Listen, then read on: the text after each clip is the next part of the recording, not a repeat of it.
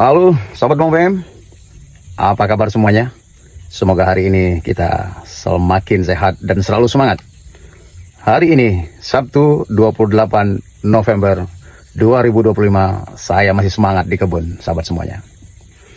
Beberapa hari ini, jagat sosial media dihebohkan dengan berita di salah satu kota di Amerika Serikat, di mana telah lahir seorang wali kota baru, anak muda, usia 34 tahun, ya, menjadi wali kota yang ke-111 di kota New York. Ya, New York ini adalah kota keuangan terbesar di dunia.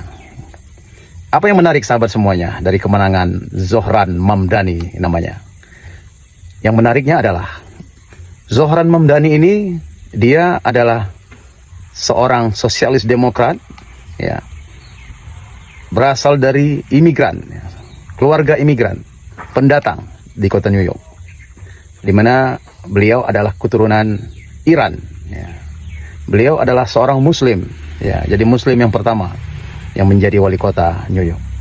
Dan terlihat sekali bahwa tantangan terberat bagi seorang Zohran Mamdani adalah Presiden Amerika itu sendiri, yaitu Donald Trump, yang dengan jelas dan tegas mendukung lawan politiknya dan mengancam Zohran Mamdani.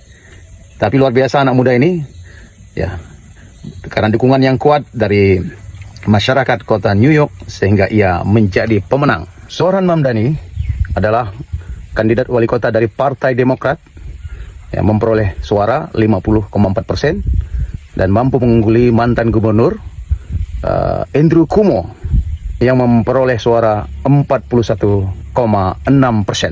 Pemilihan kali ini menjadi pemilihan wali kota yang sangat kompetitif lebih dari 1 dekade. Lebih dari 2 juta orang memberikan suaranya pada pemilihan wali kota kali ini, dan menjadi yang terbesar sejak tahun 1969. Mamdani yang sebelumnya adalah kandidat yang relatif tidak begitu dikenal, menonjol dalam pemilihan pendahuluan di bulan Juni karena karismanya, keahliannya di media sosial, dan pesan kuat tentang krisis keterjangkauan yang terjadi di kota New York saat ini. Kemenangan Mamdani tidak lepas dari kekuatan akar rumput. Gerakan akar rumput yang dibangun oleh Zohran Mamdani dan timnya ini benar-benar sangat efektif. Ada 100.000 lebih relawan pendukung atau tim sukses Zohran Mamdani yang telah mengetuk 3 juta pintu rumah masyarakat kota New York untuk mendukung Zohran Mamdani. Luar biasa kekuatan tim suksesnya Zohran Mamdani ini.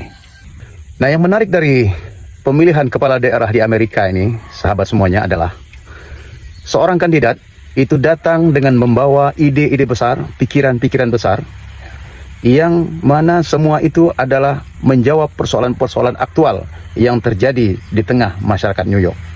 Nah, ini yang unik di negara demokrasi tertua di dunia ini, yaitu Amerika Serikat, di mana seorang kandidat wali kota itu ia diatur oleh undang-undang pilkada itu membuka rekening, ya, masyarakat menyumbang, kemudian rekening itu bisa dilihat secara terbuka, transparan, kemudian pemerintah akan menambah, ya, biaya kampanye kandidat berdasarkan berapa jumlah sumbangan masyarakat, gitu. Jadi politisi atau kepala daerah yang lahir di Amerika itu datang tidak dengan membawa beban hutang, ya. Jadi mereka didanai atau dibiayai oleh rakyat dari mulai $10, $100, karena di sana juga dibatasi untuk sumbangan. Dan yang menyumbang itu jelas datanya ada, ya, tidak sembarangan. Tidak boleh seorang yang berduit banyak semau-maunya menyumbang berapapun, dibatasi juga. Nah, beda dengan negeri kita di Indonesia ini, ya, di mana seorang kandidat, ya, sebelum menjadi kepala daerah dia harus keluar uang yang cukup banyak. Dia harus beli perahu, ya, beli partai untuk kendaraan politiknya. Belum lagi untuk membiayai kampanyenya, untuk biaya atributnya, untuk dana saksi, dan untuk makan minum saat kampanye. Dan dia membayangkan, kalau kepala daerah sudah dibebani dengan hutang di mana-mana, maka wajar kalau korupsi di negeri ini, khususnya yang dilakukan oleh kepala daerah, tidak pernah selesai dan berakhir. Semoga kisah inspiratif wali kota baru yang seorang minoritas imigran ini dari kota New York, Zohran Mamdani, menjadi inspirasi bagi kita, khususnya para pembuat undang-undang di negeri ini, agar pilkada kita ke depan mampu menghasilkan kepala daerah yang berkualitas, yang punya ide-ide besar, yang punya solusi untuk persoalan masyarakat, bukan kepala daerah yang ketika dilantik sudah memikirkan untuk balik modal pilkada. Oke, hari ini kita masih di kebun. Nah, ini dia sahabat semuanya, kebun kita. Kebun adalah tempat yang paling nyaman dan paling menyenangkan. Oke, selamat berkebun.